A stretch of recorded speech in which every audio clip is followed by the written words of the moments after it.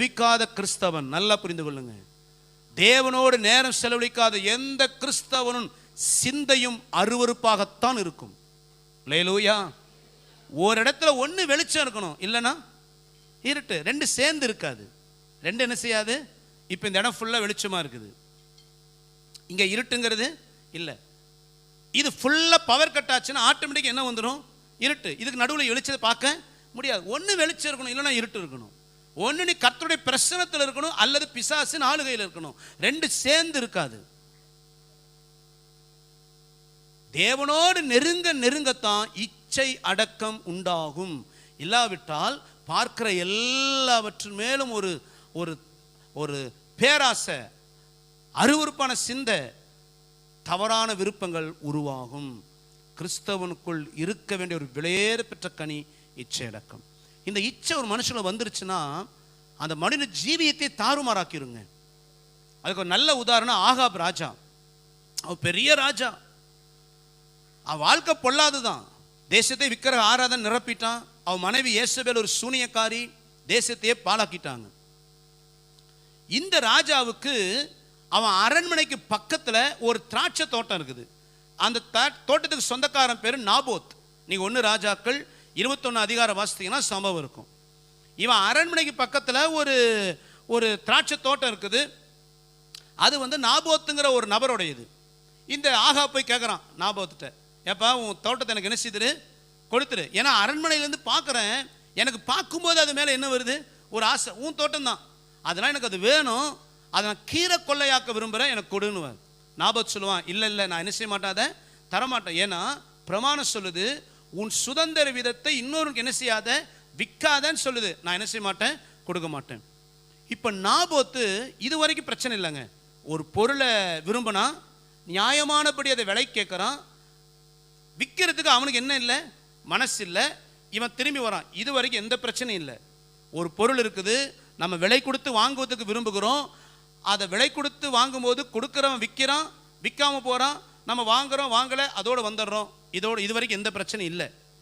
இப்போ நாபோத் வீட்டுக்கு என்ன பண்ணான்னா, கட்டில் குப்புறப்படுத்திட்டு சோகமாக இருக்கிறான், சாப்பிட மனசு இல்லை. ஏன்னா இவனுக்கு அந்த தோட்டத்தின் மேலே ஒரு இச்சை. இங்கே தான் பிரச்சனை. நமக்கு அவசியம் இல்லாத, நமக்கு தேவையில்லாத, நமக்குன்னு அது நிர்ணயிக்கப்படாத ஒரு காரியத்தை எப்படி ஆகிலும் வலுக்கட்டாயம் பிடுங்கணும் அப்படின்னு ஒரு ஆசை வருது. பார்த்தீங்களா? ஒரு நபருடைய பொருள் மேலே ஒரு விருப்பம், அவங்களுக்கு கொடுக்க விருப்பம் இல்லை, ஆனால் நான் பிடுங்கணும்னு விரும்புகிறேன். இது பேர் தான் இச்சை.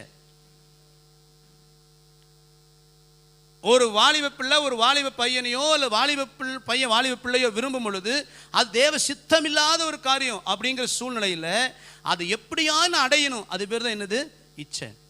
இப்போ இந்த ஆகாப்புக்குள்ள இச்சை வந்துருச்சு. யேசபேல் திட்டம் போடுறா.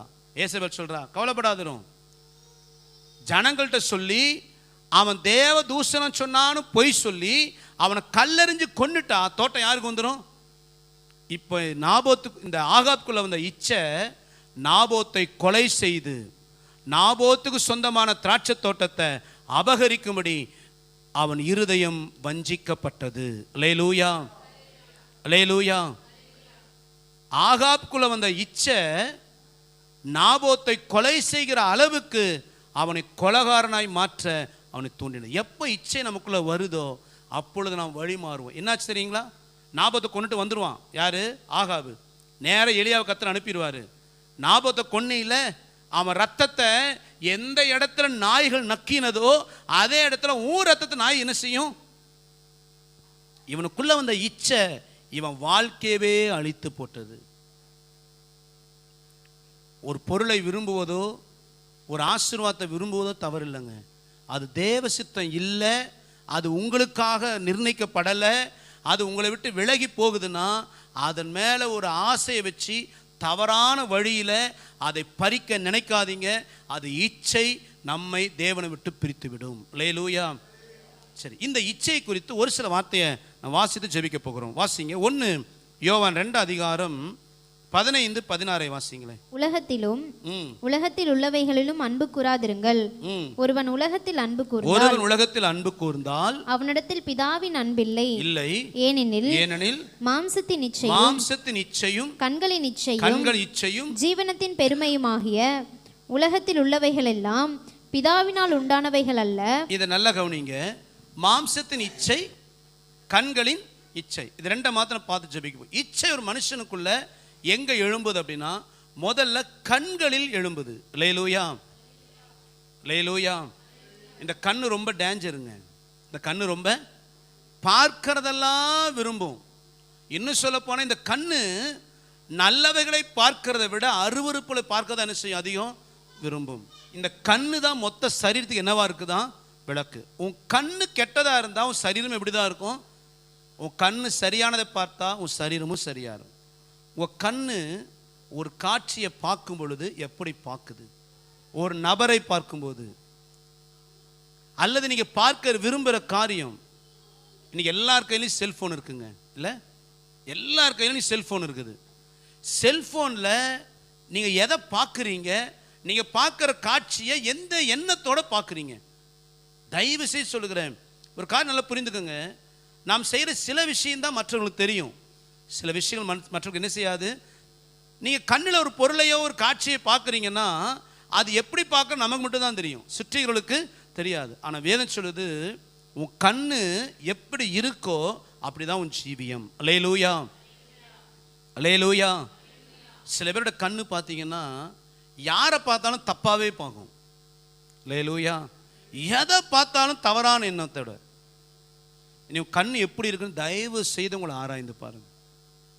நீங்கள் செல்ஃபோனாக இருக்கட்டும், டிவியாக இருக்கட்டும், ஒரு நபரை பார்ப்பதாக இருக்கட்டும், உங்கள் கண்ணு சரியான சிந்தையோடு இருக்குமானால் உங்கள் ஜீவியம் சரியா இருக்கும். கண்ணு கெட்டதாக இருந்தால் சரீரம் கெட்டதாக இருக்கும்.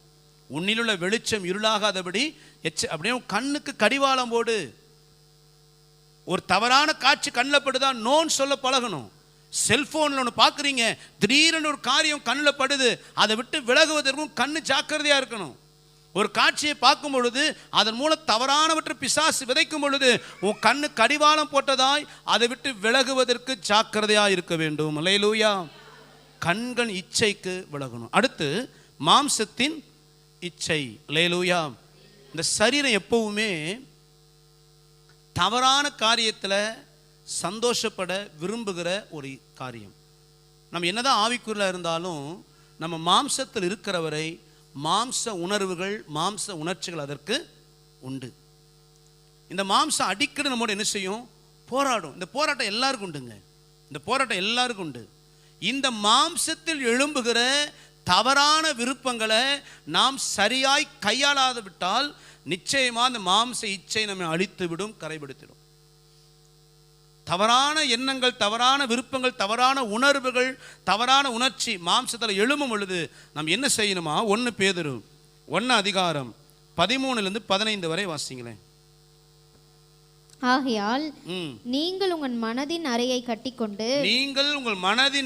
கட்டிக்கொண்டு தெளிந்த புத்தியுள்ளவர்களாயிருந்து இயேசு கிறிஸ்து வெளிப்படும் போது உங்களுக்கு அளிக்கப்படுகிற கிருபையின் மேல் பூரண நம்பிக்கை உள்ளவர்களாயிருங்கள். நீங்கள் முன்னே உங்கள் அறியாமையினாலே கொண்டிருந்த இச்சைகளின்படி இனி நடவாமல் கீழ்ப்படுகிற பிள்ளைகளாயிருந்து உங்களை அழைத்தவர் பரிசுத்தராய் இருக்கிறது போல நீங்களும் உங்கள் நடக்கைகள் எல்லாவற்றிலேயும் பரிசுத்தராய் இருங்கள். இந்த வார்த்தை நல்லா கவனிங்க. நீ உன் மாம்ச இச்சைகளின்படி நடக்கக்கூடாதுன்னா மனதின் அறை என்ன செய்யணுமா? மனதின் அறைங்கிறது நாம இடுப்பில் கட்டுகிற பெல்ட்டை அறையில் கட்டுற கச்சைன்னு வாசிக்கிறோம். அறைங்கிறது இடுப்பை ஸ்ட்ராங்காக கட்டு. மனதின் அறையை கட்டுன்னா எப்படி இடுப்பை ஸ்ட்ராங்காக நீ பெல்ட் கட்டுவியோ அது போல உன் மனது தடுமாறாமல் இருக்க உன் மனதை ஆளுகை செய். அல்லேலூயா, அல்லேலூயா. உன் மனசுல, உன் இருதயத்துல தவறான எண்ணங்கள், தவறான விருப்பங்கள், தவறான உணர்ச்சிகள் எழும்பும் பொழுது நீ கிறிஸ்து இயேசுவுக்குள் அதை மேற்கொண்டு பரிசுத்த நடக்கை உள்ளவனாக வாழ ஒப்புக்கொடு. அல்லேலூயா.